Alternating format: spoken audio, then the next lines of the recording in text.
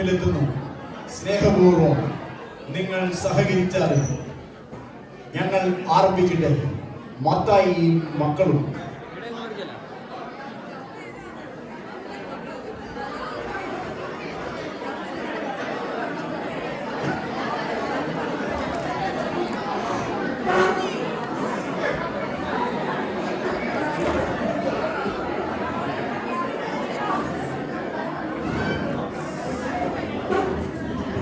വീട്ടിനകത്ത് ആരെങ്കിലും പോണം. നീ പത്രം തന്നിട്ട് പോണം.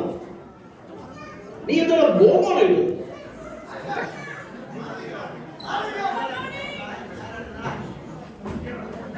കേട്ടില്ലേ കോട്ടയത്തൊരു മൂക്കൻ 90 കഴിഞ്ഞപ്പോ പെണ്ണ് കെട്ടാൻ പോയി. ആ കേട്ടില്ലേ കോട്ടയത്തൊരു മൂത്ത പിള്ളേച്ചൻ 90 കഴിഞ്ഞപ്പോ പെണ്ണ് കെട്ടാൻ പോയി. മത്തായിച്ചോ, നീ എന്താണ് ആളെ പേടിപ്പിക്കോ? മത്തായിച്ചോ, മുറ്റത്ത് എന്താ ഒരു പന്തൽ? പന്തൽ പുറത്തല്ലാതെ വീടിനകത്ത് ആരെങ്കിലും ഇടുവോടാ? നീ പത്രം തന്നിട്ട് പോടാ. നീ എന്താണ് ബോംബാണ് ഇത്?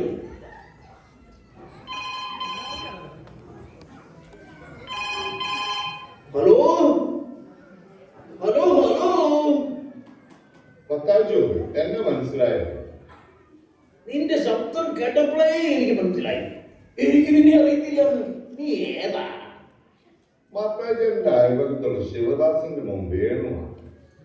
എടാ വേണുവേ, നീ എന്തോ വേണ്ടി പോണ? 2020 ഞാനൊരു ബിസിനസ് തുടങ്ങി. എന്നിട്ടോ? വെച്ചടി വെച്ച് കയറിക്കൊണ്ടിരിക്കുക. നീ കേറിക്കോ. എപ്പോഴാണ് നീ താഴേക്ക് ഇറങ്ങുന്നത്? ജോണിക്കുട്ടി ഇന്ന് വരുമെന്ന് അറിഞ്ഞല്ലോ. ഒരു വിസ ശരിയാക്കി തരുമോ എന്നറിയാൻ വിളിച്ചതാ.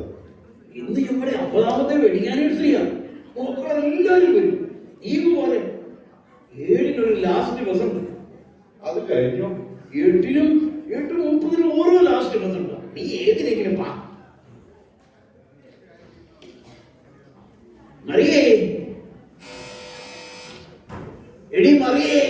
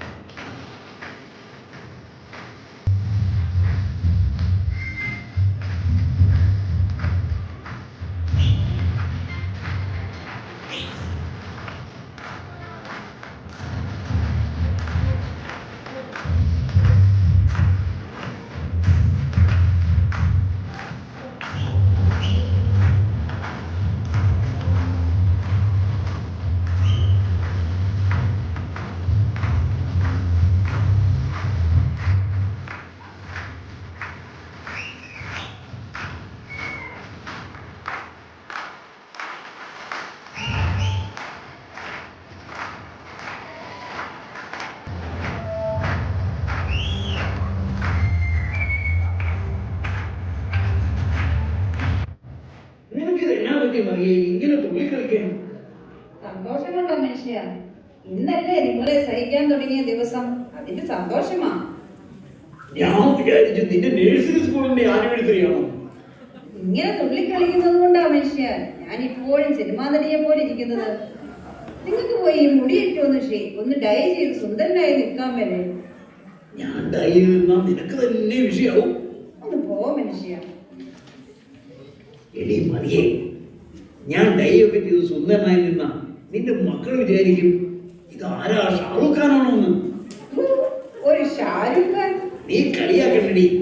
കല്യാണത്തിന് മുമ്പ് ഞാൻ ആപ്പിള് പോലെ ഇരുന്നതാ. ഇപ്പോഴല്ലേ ഞാൻ നിപ്പിള് പോലെയായി.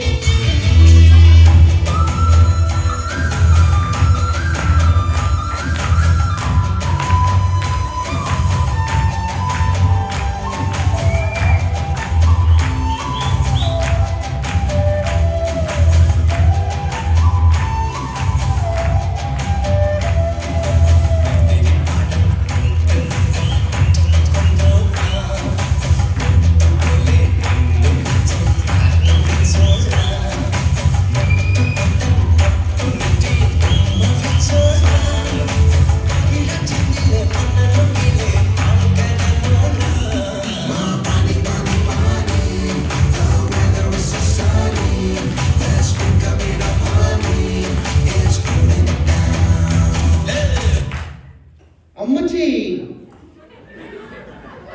അപ്പച്ച.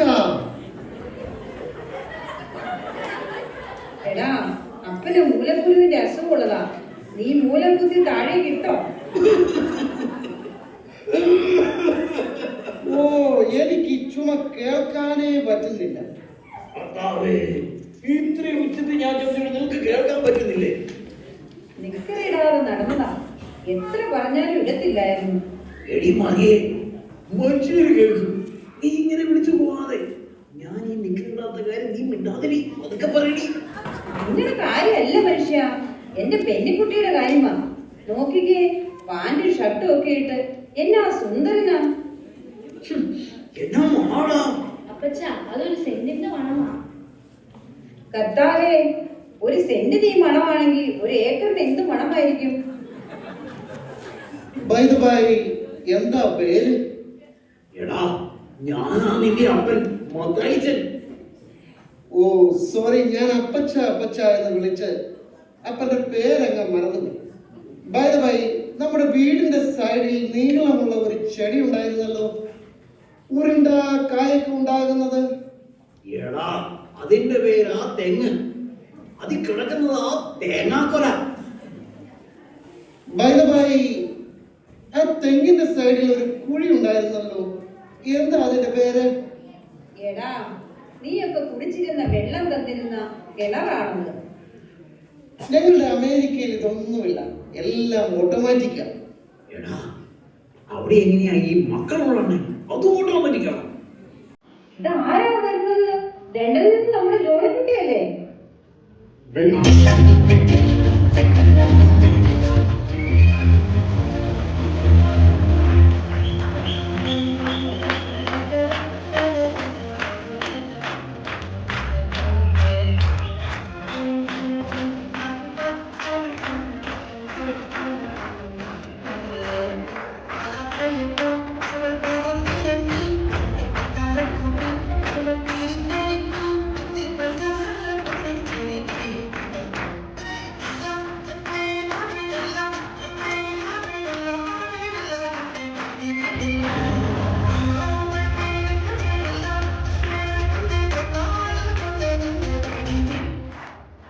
സ്നേഹം കണ്ടോ? എടി, അവർ ഒത്തിരി നാൾ കൂടി കാണുമല്ലേ, ഇനി നമുക്ക് സ്നേഹമില്ലാതെ ഇരിക്കുമോ? ഇത് എന്തൊരു സ്നേഹമാണാ. എടാ, ഞാൻ വരുന്നതിന് മുമ്പ് അപ്പനെ സോപ്പിട്ട് സ്വത്തെല്ലാം അടിച്ചു മാറ്റുന്നതിന് വേണ്ടിയല്ലേ നീയും നിന്റെ ഭാര്യയും കൂടി നേരത്തെ ഇങ്ങോട്ട് കെട്ടിയിരുന്നത്? അനാവശ്യം പറയരുത്. കടയിൽ നിന്ന് മുദ്രപത്രം വാങ്ങിയപ്പോൾ പോലും അങ്ങനെ ചിന്തിച്ചിട്ടേ ഇല്ല. പിന്നെ എന്തിനാവാ വെളുപ്പാങ്കാലത്ത് നീയും നിന്റെ ഭാര്യയും കൂടി കെട്ടിയെടുത്തത്? നിനക്കതിന് നേരത്തെ കെട്ടിയെടുക്കാൻ മേലായിരുന്നു. ഒന്നുമില്ലല്ലോ, ഞാനല്ലേടാ നിന്നെക്കാളും മൂത്തത്. നീ മൂത്തതല്ല, മൂത്തതാ. നിന്നെക്കാളും മൂത്തതല്ലേ നിന്റെ വെമ്പർന്നോത്തി. എടാ, എടാ വിടാനി, ഇത് എന്തോ മാണോ ഇത്? എനിക്ക് ഒറ്റയ്ക്കൊന്ന് സംസാരിക്കണം. എന്നാ എല്ലാരും അകത്തേക്കോ, ഞാനും പോവോ.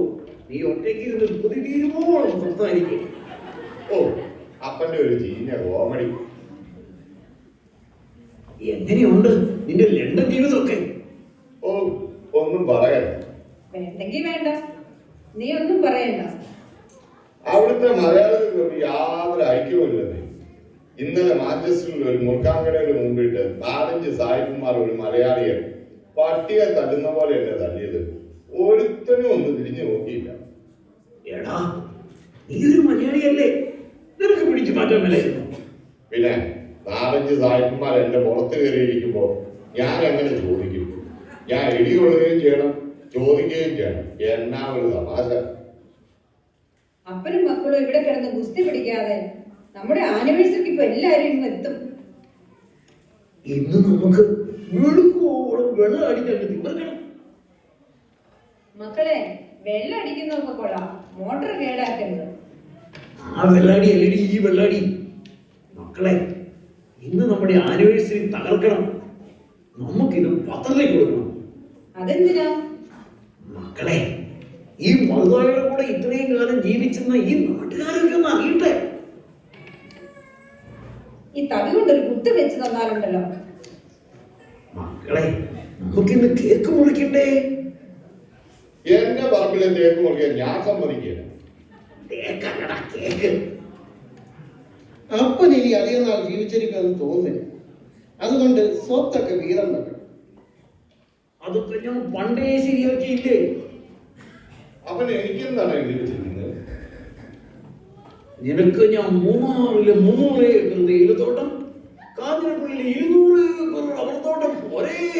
അപ്പൊ എനിക്കോ? എനിക്ക് ഒട്ടും കുറവില്ല. പാലാരിവട്ടത്ത് 20 ഏക്കർ സ്ഥലം, കോട്ടയത്തെ തിയേറ്റർ, പിന്നെ പെട്രോൾ പമ്പ്. സന്തോഷമായോ? അവൻ എന്നെ ആലോചിക്കാതെ ഇതൊക്കെ നിങ്ങൾക്ക് എവിടെ നിന്ന് തരുമെന്നിട്ട് ആലോചിക്കാൻ മക്കളെ.